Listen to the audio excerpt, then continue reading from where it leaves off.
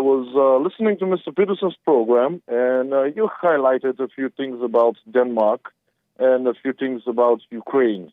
And I actually graduated in Denmark. I used to live there when I was a student. And I just wanted to share a few interesting facts. Although it's been 10 years since I left, I highly doubt the country changed much in that department.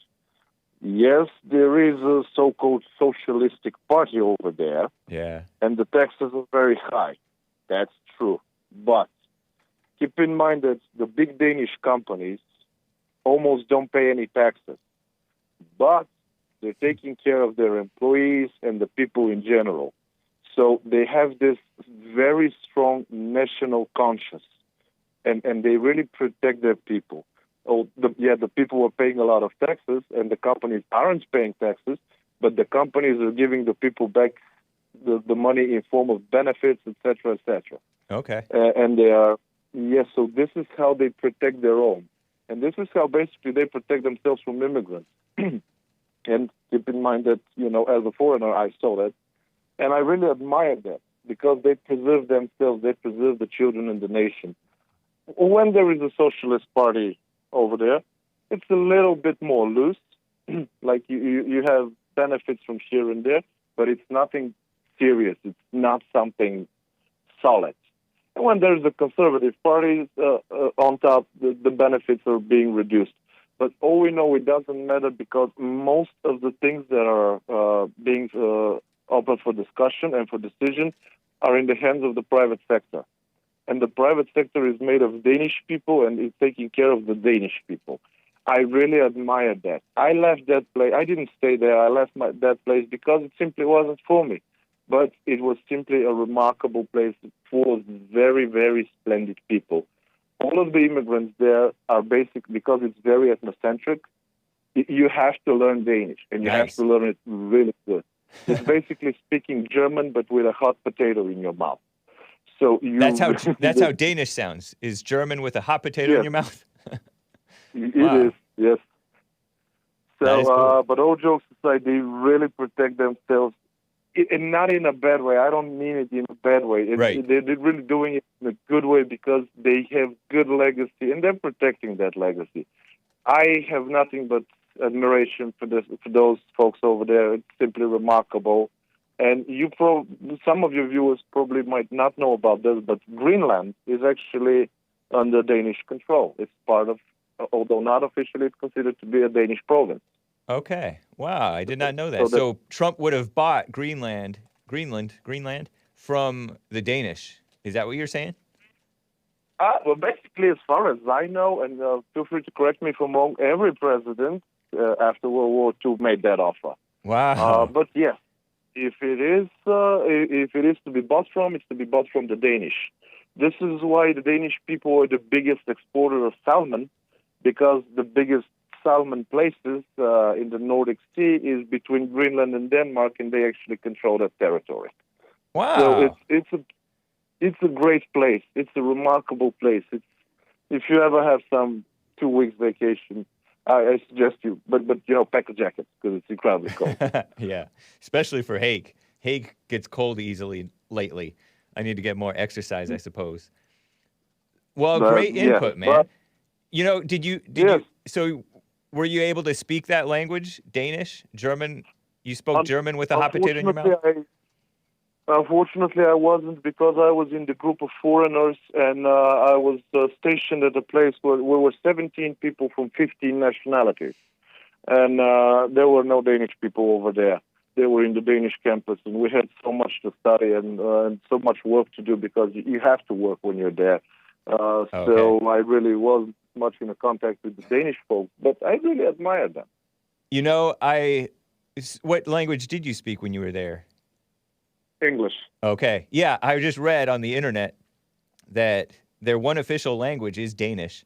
However, there are several minority languages spoken throughout the territory, and Danes are taught English at a very young age. 86% of all Danes speak English as a second language, according to the internet. Yes, but in those 86% are included Greenland. So in mainland Park, almost everybody do. The first day I went there, I got lost because, it's a new place. Back then, we didn't have GPS phones and stuff like that.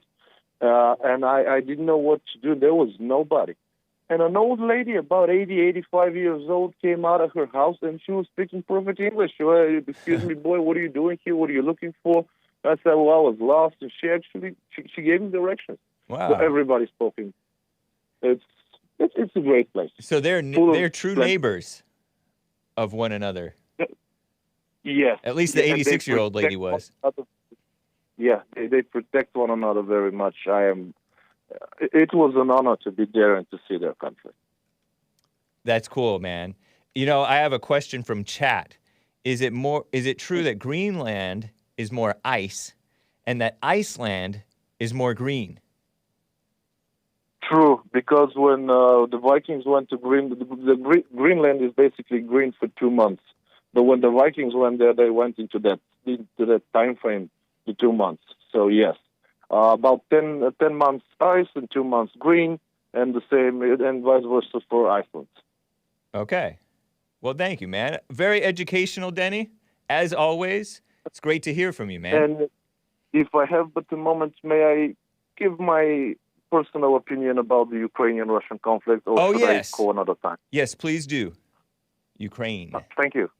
My personal opinion, because, keep in mind that although they're different countries, they're basically one people. It's basically like civil war between two very aggressive men. Yeah. I know that you believe Vladimir Putin is the most interesting man, but definitely not interesting to me. Okay. We know folks like him. You mentioned that Volodymyr Zelensky kind of banned a few churches here and there. Keep in mind that this is an old USSR tactic. They're basically replacing all of the priests with KGB agents, back then when it was called the KGB. I've heard that. And this keeps on happening now. So the churches that were banned were actually a propaganda for Russia. So that was I wouldn't say a good move, but a proper one, considering the circumstances. And Ukraine should have never actually, the whole thing is they wanted to be part of the European Union and NATO, which makes the Russian border vulnerable. They should have never done that, because they were doing pretty well with Russia, they were doing pretty well with NATO. The thing is that Volodymyr Zelensky got greedy, like really greedy. And Vladimir Putin on his other side cannot allow his ego, and he has a tremendous ego, can never allow this to happen. So what they did, this is why they actually focused all of their efforts on Donetsk, Luhansk, and Kharkiv, because this is the industrial zone of Ukraine. Basically, they took the industry and they took the fields from where they produce agriculture. And everything else about Ukraine is absolutely a useless piece of land. So they left them that part. Wow. This is why, if you remember, in 2014, they invaded and they took Crimea, the Crimean Peninsula, yes, which is just across of the Black Sea. This was during the Obama administration. Yep. When your current president was elected, everybody knew that this conflict is going to be resumed. Wow. Nobody wanted the conflict during your former president, but for many reasons. Yeah. But everybody knew that this conflict is going to happen again when your current administration took power. And the whole thing is basically now the whole world, probably not the whole world, but the whole of Europe suffers because of the crazy ego of two people. Yeah. Vladimir Putin and Volodymyr Zelensky. And I don't know when this or how this will be resolved, but it's all about the ego. And the egos of all the people supporting Ukraine and perhaps the people supporting Russia, but it seems like more the Western world, the mainstream, all these people with their Ukraine flags. That's all ego as well. Very interesting, balanced take, man. Thank you. My opinion, Mr. Hake, is that the people who are financially supporting Ukraine, like your current administration and the European Union, I think this is a money laundering scheme, and they're going to get rich of it. Oh. But, yeah, it looks very much like a money laundering scheme because they're sending billions. Nobody knows where those billions are going. and eventually they're going to end up in somebody else's bank account. This is my personal opinion and take, but maybe I'm wrong. I don't know. But yes, this is how I see it. Well, thank you, man. I appreciate that. That's educational as well. Always a remarkable call from Denny in Bulgaria. I wonder if Kevin Howe, my resident Russia opposer, agrees with you. I think he would. Because he mentioned that the KGB, the Russians, infiltrated the churches, like the Orthodox Church of Ukraine and Russia. And so those churches are not very Christian, actually. Not at all. They're about Not power. at all. No. Yep. Thank you, Mr. Haig, for your work. Kind regards to all of your colleagues. Merry Christmas. And I wish you all the best, sir. Great call, Denny. Thank you. Merry Christmas to you as well. Goodbye, sir. Goodbye. Yes, Kevin Howe says, listen to him. Kevin Howe is in my chat. He's like, Hake, stop listening to Vincent James about Russia. Russia is not the good guys. Just because the globo homo is against Russia doesn't mean you have to be for Russia. Something to that effect, right? Kevin Howe says, listen to him. Russia is a bunch of brown countries. Iran, North Korea, China, South Africa. All these commies versus Europe. Anglos, America. Go fight with your commies. It is a money laundering scheme 100.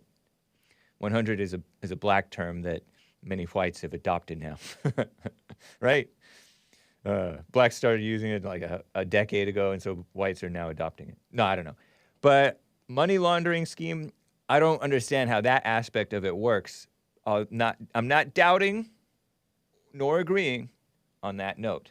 But yeah, evil versus evil is what it sounds like. Thank you, Denny. Thank you, Kevin Howe. Appreciate bringing balance to the to Hake's fawning all over the most interesting man in the world, Vladimir Putin.